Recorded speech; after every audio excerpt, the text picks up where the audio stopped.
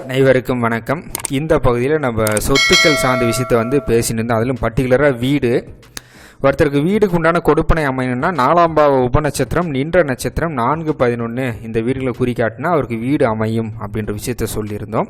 அதுவே 4ஆம் பாவ உபநட்சத்திரம் நின்ற நட்சத்திரம் 12வது வீட்டை குறிக்காட்டினால் அந்த ஜாதருக்கு அந்த வீட்டுக்கு உண்டான கொடுப்பனை இல்லை, சொத்துக்கு உண்டான கொடுப்பனை இல்லை அப்படின்றத நம்ம வந்து பார்த்தோம். இப்போ எந்த மாதிரியான வீடு, இப்போ எது போல் அப்படின்றது வந்து அந்த 4ஆம் பாவத்துடைய உபநட்சத்திர கிரகம் தான் வந்து பதில் சொல்லும். இப்போ 4ஆம் பாவத்துடைய உபநட்சத்திரம் குரு செவ்வாய் இந்த கிரகத்துடைய தொடர்பு இருந்தால் அந்த நபரே வந்து ஒரு லேண்டு வாங்கி பர்ச்சேஸ் பண்ணி அவரே வந்து அவருடைய டிசைன் படி வந்து போட்டு வீடு கட்டுவார். குரு செவ்வாய் இருந்தால் அவர் வந்து ஓனாக வீடு கட்டுவார். இது ஃபஸ்ட்டு விஷயம். அதுவே 4ஆம் பாவ உபநட்சத்திரம் சனியாக இருக்குது அப்படின்னா ஏற்கனவே கட்டின வீட்டை வாங்கக்கூடிய ஒரு சூழ்நிலையை வந்து குறிக்கும். 4ஆம் பாவ உபநட்சத்திரம் சூரியனாக இருக்குது அப்படின்னா அரசு சம்பந்தமான வீடு, இப்போ கவர்மெண்ட்டே வந்து கட்டி கொடுக்கறது, இந்த மாதிரியான விஷயங்களை வந்து சொல்லும். சந்திரனாக இருக்குது அப்படின்னா ஒரு நடுத்தரமான வீடு.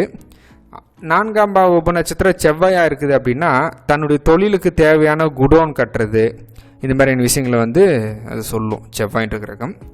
4ஆம் பாவ உபநட்சத்திரம் புதனாக இருக்குது அப்படின்னா ஒரு காம்ப்ளெக்ஸ் டைப்பில் இருக்கக்கூடிய வீடு, அந்த அடுக்குமாடி வீடு 2 அடுக்கில் இருக்கிறது, அந்த வீட்டிலே வந்து கீழே கடைக்கு தகுந்த மாதிரி எதனா கொஞ்சம் ரூம் ஒதுக்கி கட்டுறது, இந்த மாதிரியான விஷயங்கள் எல்லாமே வந்து புதன் சொல்லும்.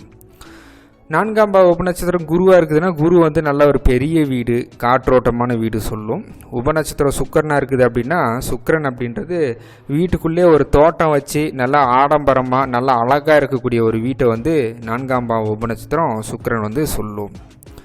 உபநட்சத்திரம் சனியாக வந்துச்சுன்னா பழைய வீடு தான் வாங்குவார், ஓல்டு டிசைனில் இருக்கும், பார்த்தாலே வந்து கொஞ்சம் பழமையான ஒரு தோட்டத்தில் இருக்கக்கூடியது உபநட்சத்திரம் சனியாக இருந்தால் சொல்லும். ராகு இருக்குது அப்படின்னா அது தன்மையை பொறுத்து, ராகு என்ன கிரகமாக வேலை செய்யும் அப்படின்ற விஷயத்தை பொறுத்து தான் நம்ம ஃபுல்லாக டிசைட் பண்ண முடியும். ராகு வந்துட்டாலே ஒரு சின்ன சின்ன அந்த சண்டை அந்த மாதிரியான விஷயங்களை வந்து குறிக்கும். சண்டையோ வழக்கோ அந்த மாதிரியான விஷயங்கள் தன்னுடைய சொத்துக்களில் வந்து இருக்கும் அப்படின்றது அது வந்து சொல்லும். கேது அப்படின்னா ஒரு பாரம்பரியமான முறையில் கட்டப்பட்ட வீடுங்க, ரொம்ப ஒரு பழமையான வீடு, ஆசிரமம், மடம், இந்த மாதிரி விஷயங்கள் எல்லாமே வந்து சொல்லக்கூடியதாக இருக்கும்.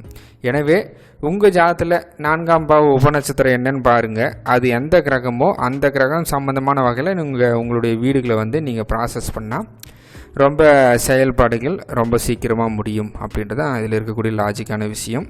அடுத்த பகுதியில் நம்ம வாஸ்து குறைபாடு அதெல்லாமே பார்க்கலாம். நன்றி, வணக்கம்.